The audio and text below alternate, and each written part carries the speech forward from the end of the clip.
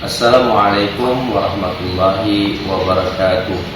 Yang terhormat dosen penguji uji kinerja PPG Pendidikan Agama Islam dalam jabatan batch 2 kategori 2 tahun 2023.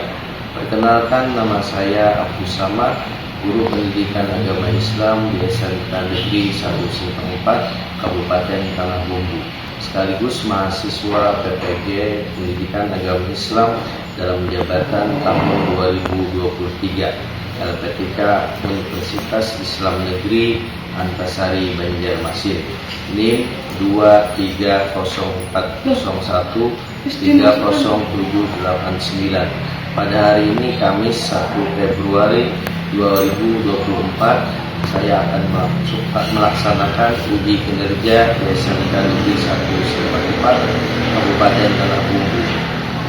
Terima kasih. Wassalamualaikum warahmatullahi wabarakatuh. Assalamualaikum warahmatullahi wabarakatuh. Waalaikumsalam warahmatullahi wabarakatuh. Bismillahirrahmanirrahim. Alhamdulillahirabbil alamin. Wassalatu wassalamu ala asyrafil anbiya wal mursalin Sayyidina wa maulana Muhammadin wa ala alihi wa sahbihi ajma'in. Bagaimana kabarnya hari ini? Alhamdulillah baik. Alhamdulillah, pada hari ini kita dapat berjumpa kembali untuk bersama-sama melaksanakan pembelajaran pendidikan agama Islam. Mudah-mudahan pertemuan pada hari ini dapat memberikan keberkahan bagi kita semua dan menjadikan ilmu yang kita pelajari bermanfaat di dunia dan di akhirat. Amin ya rabbal alamin. Sebelum belajar, mari kita berdoa. Untuk itu saya mohon pada salah satu di antara kalian untuk memimpin doa. Kepada yang bertugas dipersilahkan. Sebelum melakukan pembelajaran, alangkah baiknya kita berdoa agar lancar dalam belajar dan dimudahkan dalam mencari ilmu. Berdoa dimulai. Bismillahirrahmanirrahim. Rabbi zidni ilma warzuqni fahma. Amin. Ya, mudah-mudahan dengan pembacaan doa tadi ilmu yang kita dapat pada hari ini bermanfaat. Amin ya rabbal alamin. Untuk itu saya akan memperlihatkan kesiapan diri kalian. Jadi saya ingin mengabsen Ahmad Firdaus. Ada yang sakit? Ya. Bagi yang sakit kita doakan agar segera sembuh. Amin. Jadi untuk pembelajaran pada hari ini saya harapkan kalian menjaga sikap disiplin selalu, jangan ribut dan diperhatikan fokus dalam pembelajaran.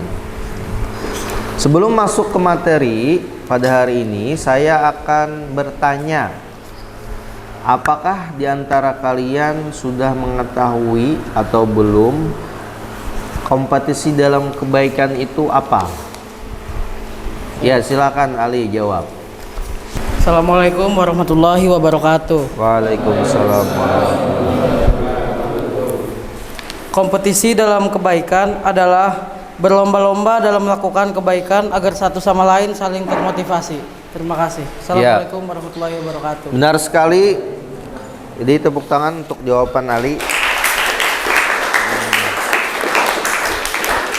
Selanjutnya, pertanyaan berikutnya dari kalian, apakah sudah mengetahui apakah arti etos kerja? Siapa yang bisa menjawab? Ya, Cindy, silakan.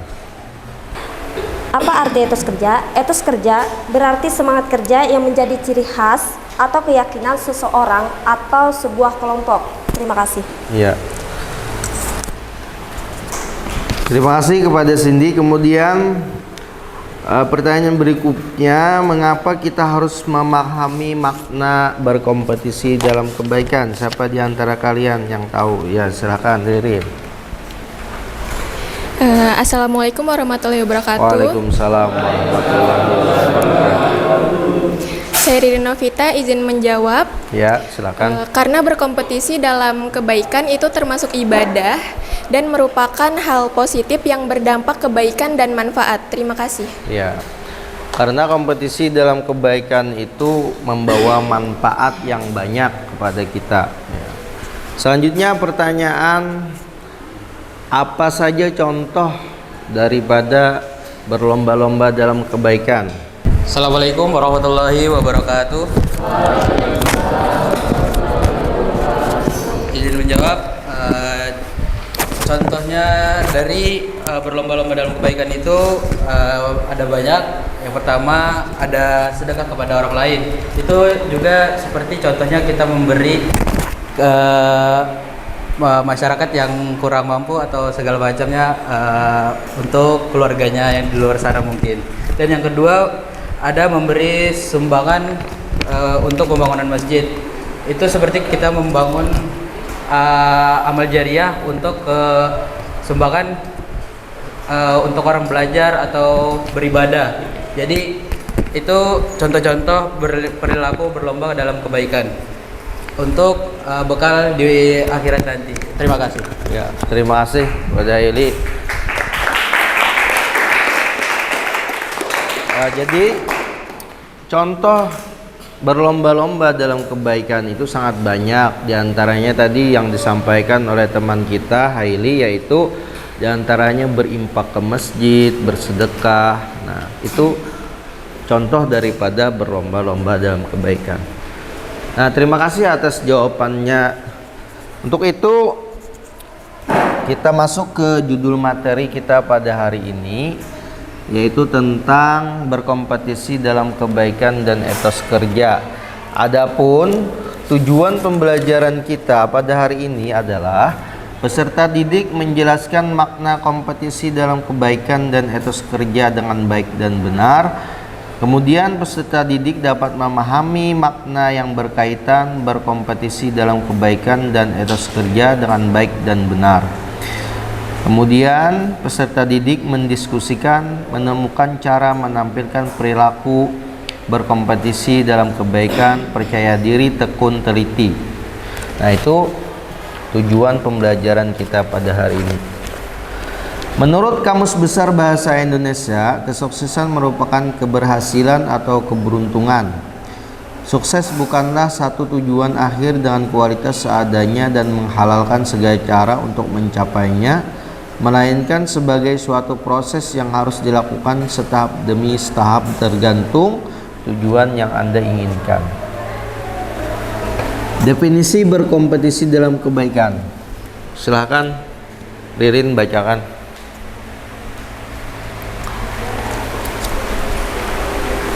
Bisa lihat di papan tulis langsung. Definisi berkompetisi dalam kebaikan, yaitu berlomba dalam kebaikan merupakan suatu ajakan kepada orang lain dengan dimulai dari diri sendiri untuk selalu menempuh jalan yang diridhoi oleh Allah Subhanahu wa Ta'ala. Iya. Adapun yang menjelaskan tentang kompetisi dalam kebaikan, yaitu Quran surah Al-Maidah ayat 48. A'udzubillahi minasyaitonirrajim. Bismillahirrahmanirrahim. Wa anzalna ilaikal kitaba bil haqqi musaddiqal lima baina yadayhi minal kitabi wa muhaimina alaihi fahkum bainahum bima anzalallah wa la tattabi ahwa'ahum amma ja'aka minal haqq likulli ja'alna minkum syir'atan wa minhaja walau sya'allahu laja'alakum ummatan wahidah walakin liyabluwakum fi amantakum fastabiqul khairat ilallahi marji'ukum jami'an fayunabbiukum bima kuntum fihi takhtalifun. Jadi berkompetisi dalam kebaikan ini menurut agama kita disebut dengan fastabiqul khairat atau berlomba-lomba dalam kebaikan. Silakan dibacakan arti daripada Quran surah Al-Maidah. Ajeng, bacakan artinya. Artinya, dan kami telah menurunkan kitab Al-Quran kepadamu Muhammad dengan membawa kebenaran yang membenarkan kitab-kitab yang diturunkan sebelumnya dan menjaganya.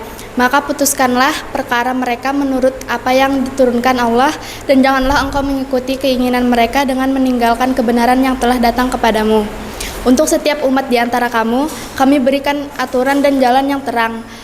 Kalau Allah menghendaki, niscaya kamu dijadikannya satu umat saja.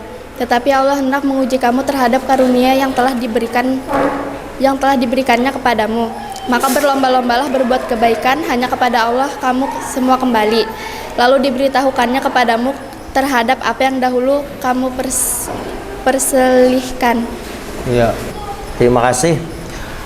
Kemudian menurut tafsir Al-Misbah, Quran surah Al-Maidah ini mengandung pesan mulia, di antaranya sebagai berikut. Daus, tolong bacakan. Adapun 5 pesan-pesan mulia, dimulai dari 1, yaitu Al-Quran diturunkan oleh Allah dengan hak kebenaran, yakni hak dalam kandungannya, cara turunnya maupun yang mengantarnya turun, Jibril alaihissalam. 2. Kitab Al-Quran berfungsi membenarkan kitab-kitab sebelumnya, yakni Taurat yang diturunkan kepada Nabi Musa, Zabur yang diturunkan kepada Nabi Daud, dan Injil yang diturunkan kepada Nabi Isa. Dalam hal ini Al-Quran adalah muhaimin terhadap kitab-kitab terdahulu karena menjadi saksi atas kebenaran kandungan kitab-kitab terdahulu. 3. Kitab suci Al-Quran juga menjadi pengawas, pemelihara, dan penjaga kitab-kitab terdahulu dan menjadi tolak ukur kebenaran terhadapnya, serta menjadi saksi untuk keabsahannya. Dalam kedudukannya sebagai pemelihara, Al-Quran memelihara dan mengukuhkan prinsip ajaran ilahi yang bersifat universal, kuli, dan mengandung kemaslahatan abadi bagi umat manusia sepanjang masa. 4. Allah Subhanahu wa taala memerintahkan agar menjadikan Al-Quran sebagai pedoman hidup. Hendaklah orang beriman memutuskan perkara berdasarkan kitab suci Al-Quran dan tidak boleh bertentangan dengannya. Bahkan dalam Al-Maidah ayat 3 dinyatakan bahwa agama Islam telah sempurna. Nikmat yang diturunkan oleh Allah Subhanahu wa taala kepada kaum muslimin sudah sempurna, dan Allah Subhanahu wa taala telah meridai Islam sebagai jalan kehidupan semua manusia. Maka tidak ada lagi alasan untuk meninggalkan sebagian ajaran untuk berpindah pada ajaran lain. 5. Tiap-tiap umat memiliki aturan syariat yang akan menuntunnya menuju kebahagiaan abadi. Allah Subhanahu wa taala juga mengkaruniakan jalan terang, manhaj, yang dilalui oleh manusia dalam menjalankan aturan beragama. Ya, terima kasih. Itu tadi pesan mulia yang disampaikan oleh tafsir Al-Misbah.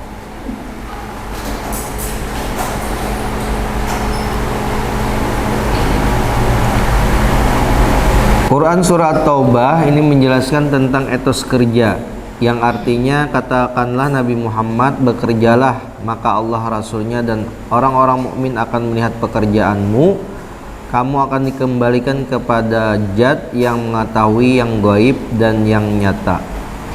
Definisi etos kerja menurut Nurkholis Majid, yaitu suatu kepercayaan seorang muslim bahwa kerja mempunyai kaitan dengan tujuan hidupnya, yaitu memperoleh perkenanan dari Allah Subhanahu wa taala. Berkaitan dengan ini penting untuk ditegaskan bahwa pada dasarnya Islam adalah agama amal atau kerja.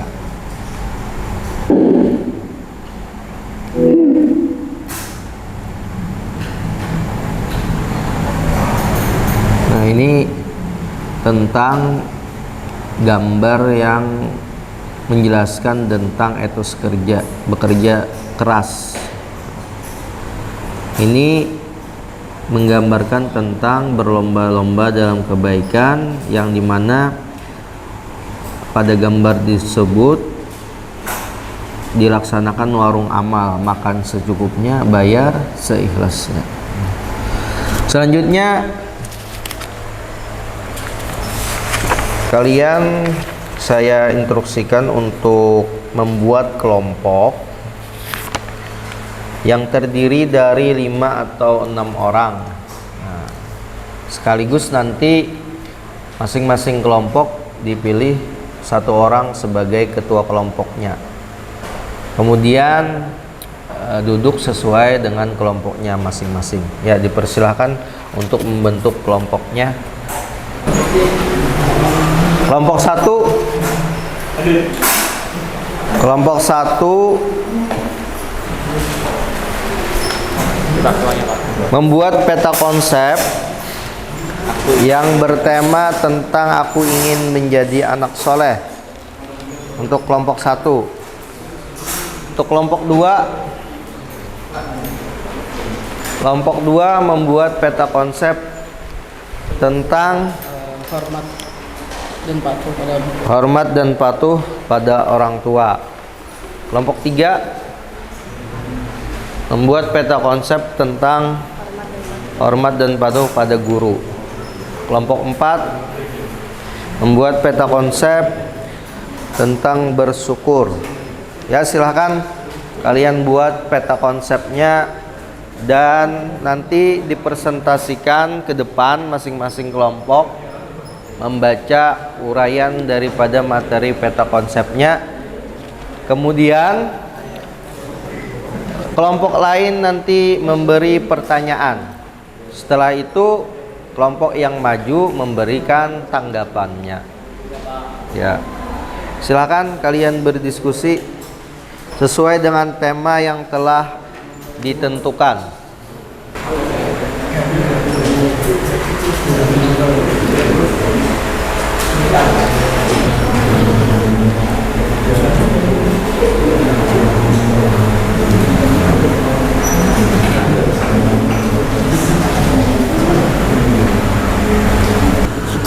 Ya, saya kira cukup untuk diskusinya.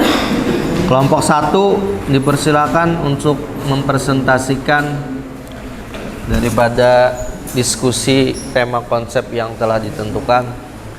Silakan maju. Assalamualaikum warahmatullahi wabarakatuh.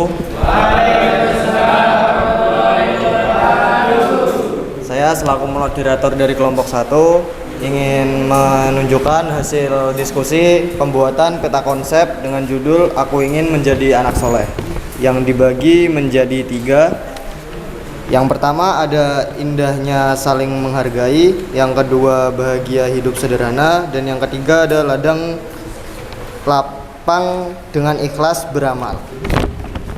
Baik, sebelum memasuki ke materi, izinkan saya memperkenalkan kelompok saya. Di sini saya Nodis Herlambang.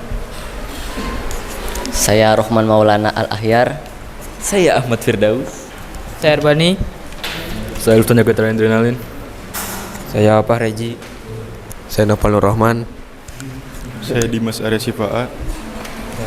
Silakan baca uraian materinya. Yang pertama, indahnya saling menghargai. Kalian pasti setuju bahwa setiap orang memiliki kebutuhan untuk dihargai. Siapapun orangnya menginginkan untuk dihargai oleh orang lain. Sebaliknya, siapapun orangnya tidak senang jika ada orang lain yang merendahkan atau melecehkan dirinya. Untuk menjaga perasaan orang lain serta menjaga keharmonisan dalam hubungan, kita harus selalu bersikap menghargai orang lain. Menghargai artinya menghormati atau selalu menganggap bahwa orang lain penting bagi kita. Manusia tidak bisa hidup sendiri. Orang lain sangat penting bagi kita. Agar orang lain juga merasakan manfaat hidup kita, maka seharusnya kita menghargai orang lain. Nah, bagaimana dengan kalian? Tentu anak muslim selalu menghargai orang lain. Kalian harus menjaga diri, jangan merasa paling hebat, merasa memiliki kelebihan, merasa paling pintar, merasa paling kaya, merasa paling berjasa, dan merasa paling benar. Kalian harus menerima dan mengakui orang lain yang tidak sama dengan kita, tidak sama bahasanya, sukunya, ekonominya, maupun agamanya. Jika saling menerima perbedaan, akan tumbuh sikap saling menghargai. Yang pertama, menghargai perbedaan suku dan budaya. Hidup menjadi indah dengan saling menghargai. Allah telah menciptakan kalian dengan berbagai macam bentuk dan warna. Ada yang putih, ada yang hitam, ada yang tinggi, ada yang lurus, dan ada yang terlihat tidak serupa. Demikian pula kehidupan manusia, ada yang kaya dan ada yang miskin. Lanjutkan. Lanjut. 2. Menghargai kekayaan orang lain. Sungguh senang belajar bersama dengan teman-teman, apalagi teman-teman kita berbeda-beda. Ada yang berasal dari Sulawesi, Jawa, Sumatera, Kalimantan, dan Papua. Ada juga yang beragama Islam, Kristen, Hindu, Buddha, ataupun Konghucu. Dengan perbedaan itu, kita dapat bertukar pendapat, pengalaman, dan pengetahuan. Perbedaan ini adalah kenyataan yang harus kita terima. Begitu juga perbedaan keyakinan adalah hak asasi bagi setiap individu. Kita tidak bisa saling memaksa, tetapi harus saling menghargai dan menghormati. Menghargai agama orang lain adalah merupakan sikap terpuji. Anak muslim harus menerapkan perilaku ini dengan cara menerima, menyadari, dan meyakini bahwa ada perbedaan keyakinan. Meskipun berbeda agama, kita tidak boleh saling mengejek, apalagi saling menjelek-jelekan. Kita harus hidup rukun, saling menghargai dan saling menghormati perbedaan agar tercipta Indonesia yang aman dan damai. Nah, jika sedang bermain bersama dengan teman yang memiliki perbedaan agama, kalian tetap harus menjalani perintah Allah dengan sungguh-sungguh.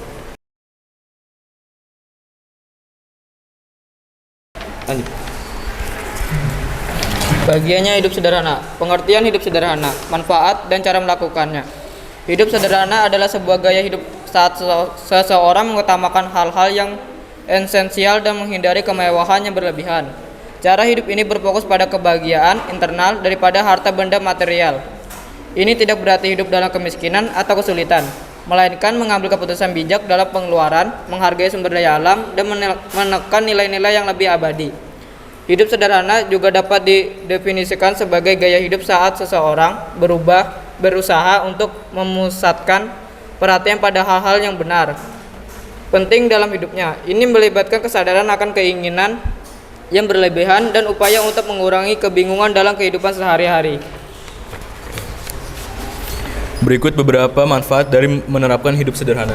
1. Kehidupan lebih tenang. Hidup sederhana dinilai dapat membantu mengurangi stres dan kecemasan. Dengan mengurangi tekanan untuk memenuhi keinginan material, seseorang dapat mencapai ketenangan yang batin. 2. Penghematan keuangan. Hidup sederhana sering kali berarti mengurangi pengeluaran yang tidak perlu. Hal ini dapat membantu mengumpulkan tabungan dan menghindari utang yang berlebihan. 3. Penghematan lingkungan. Hidup sederhana dikaitkan dengan praktik berkelanjutan. Dengan mengurangi konsumsi setiap individu dapat mengurangi jejak lingkungan dan membantu melestarikan planet bumi. Contoh perilaku ikhlas dalam kehidupan sehari-hari. 1. Hanya mengharap keridhaan Allah. Orang akan meniatkan segala sesuatu semata-mata buat Allah, sebab hakikatnya tidak terdapat tujuan lain selain mencari keridhaan Allah Subhanahu wa taala. Sehingga apapun pekerjaannya yang dilakukan, baik itu hal ibadah maupun muamalah, semuanya akan dikaitkan dengan Allah Subhanahu wa taala. 2. Sembunyi-sembunyi ketika beramal. Buat lapang dada dalam beramal memang sangat sulit. Umumnya orang-orang yang ingin berusaha pada beramal cenderung akan bersembunyi-sembunyi jika melakukan amal kebaikan. Hal ini untuk menghindari sifat ria yang akan merusak amal kebaikan tadi. 3. Percaya bahwa batin lebih baik daripada lahir. Seseorang yang menerima tidak pernah mementingkan serta menawarkan kebaikan pada hadapan orang lain, sehingga akan terus berbuat baik meski waktu sendirinya juga pada keramaian. Sebab hakikatnya orang-orang yang beriman percaya bahwasanya setiap tindakan selalu diawasi oleh Allah Subhanahu wa taala. 4. Risih jika amalnya ditolak. Sebesar dan sesering apapun amal yang telah dikerjakan orang tulus, tetaplah akan diliputi kekhawatiran jika amalnya tidak diterima, bahkan ditolak. Hal ini disebabkan orang-orang tersebut memiliki keyakinan bahwa akan pulang kepada Allah Subhanahu wa taala untuk dihisab.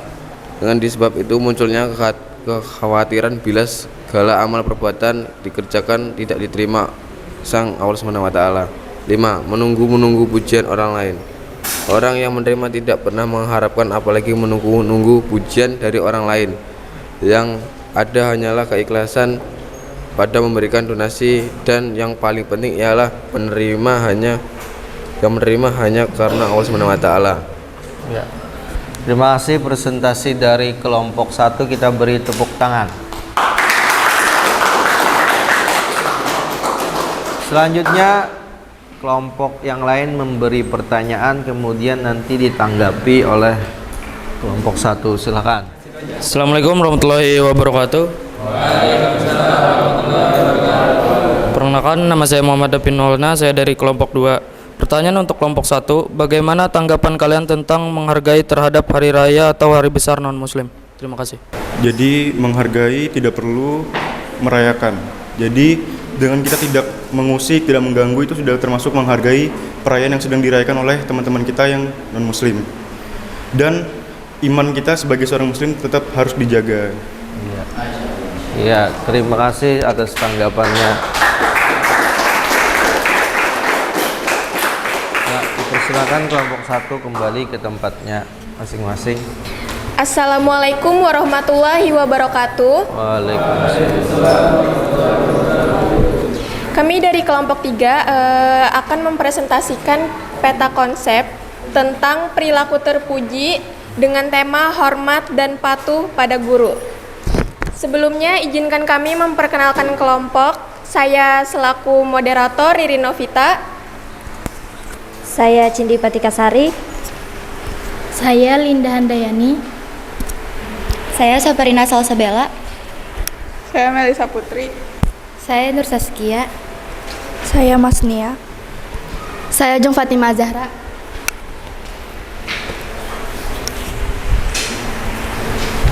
Untuk presentator dipersilakan membacakan materi. Contoh sikap hormat dan patuh kepada guru ada beberapa hal. Yang pertama, mengucapkan salam ketika bertemu guru. Yang kedua, sopan dan santun dalam berbicara. Yang ketiga, mendengarkan saat guru menjelaskan pelajaran. Keempat, mengerjakan setiap tugas yang diberikan oleh guru. Dan kelima, selalu aktif dalam kegiatan di sekolah. Dan yang terakhir, selalu mendoakan guru.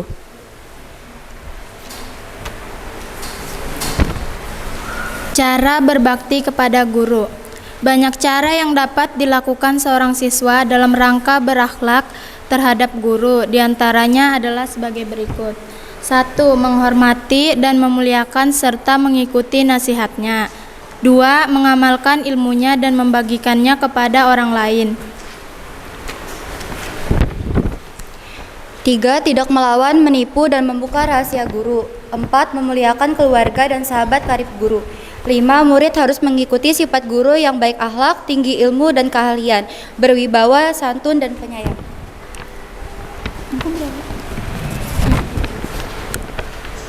6. Murid harus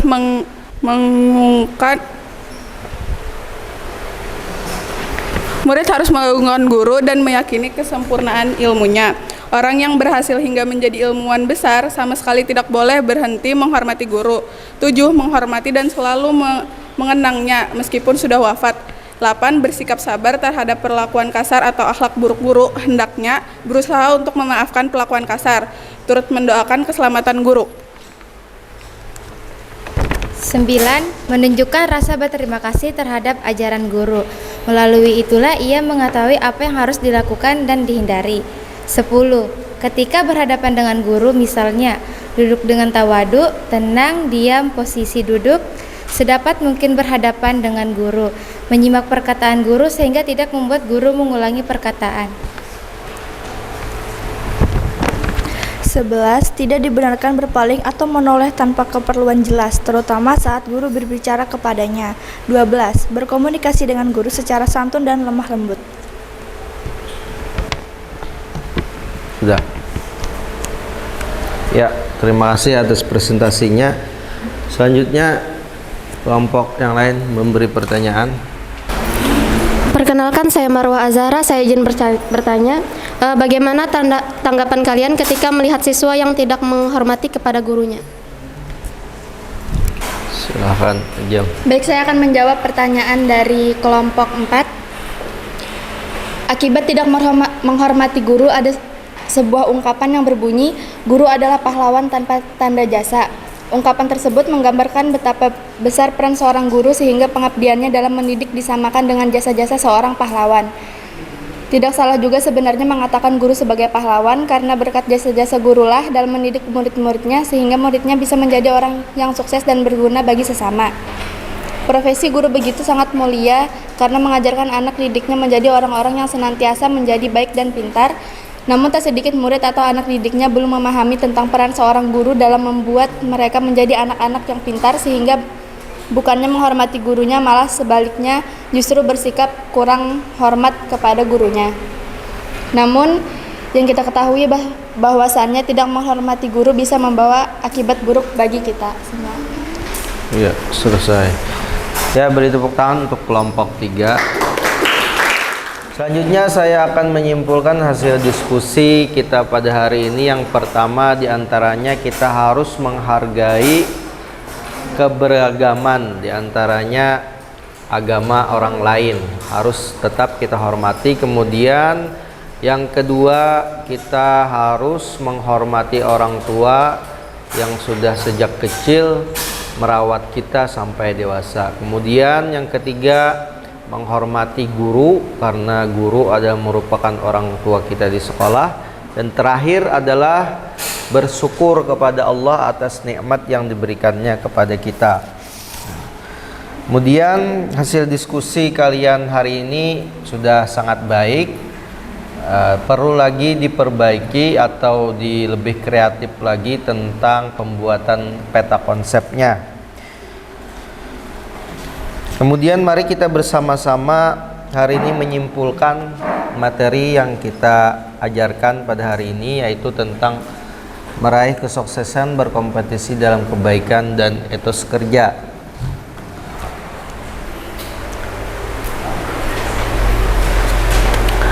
Di antaranya kesimpulannya, yang pertama, Quran Surah Al-Maidah berisi perintah untuk berlomba dalam kebaikan. Yang kedua, silakan Ririn bacakan kesimpulan pelajaran hari ini. Yang kedua, Al-Quran diturunkan oleh Allah Subhanahu wa Ta'ala dengan hak kebenaran dan membenarkan kitab-kitab sebelumnya. Ajeng, selanjutnya simpulkan. 3. Al-Quran adalah muhaimin terhadap kitab-kitab terdahulu karena ia menjadi saksi atas kebenaran kandungan kitab-kitab terdahulu. Marwah. Yang keempat, Al-Quran memelihara dan mengukuhkan prinsip ajaran ilahi yang bersifat universal dan mengandung kelemahan abadi bagi umat manusia sepanjang masa. Selanjutnya, tiap umat memiliki aturan syariat yang akan menuntunnya menuju kebahagiaan abadi. Kemudian kesimpulannya lagi, Allah Subhanahu wa Ta'ala telah menjadikan syariat Nabi Muhammad sebagai penyempurna syariat para nabi terdahulu. Kemudian berlomba dalam kebaikan merupakan satu ajakan kepada orang lain dengan dimulai dari diri kita sendiri. Nah, jadi dimulai dari kita sendiri dulu, baru kita membawa kepada orang lain untuk berlomba dalam kebaikan. Kemudian Quran surah At-Taubah itu berisi perintah untuk bekerja keras atau etos kerja.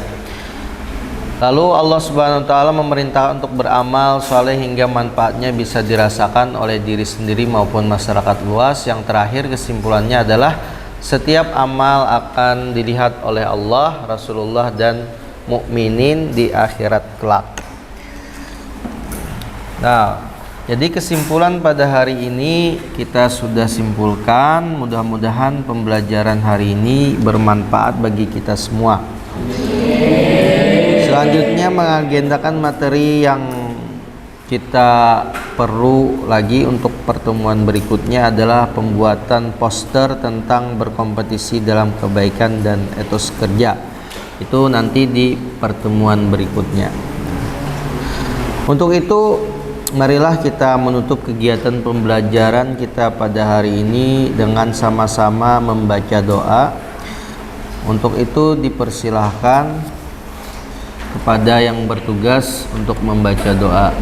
Sebelum mengakhiri pelajaran, alangkah baiknya kita berdoa untuk pelajaran kali ini diridhoi oleh Allah Subhanahu wa taala. Berdoa dimulai. Bismillahirrahmanirrahim. Rabbana atina fid dunya hasanah wa fil akhirati hasanah wa qina adzabannar.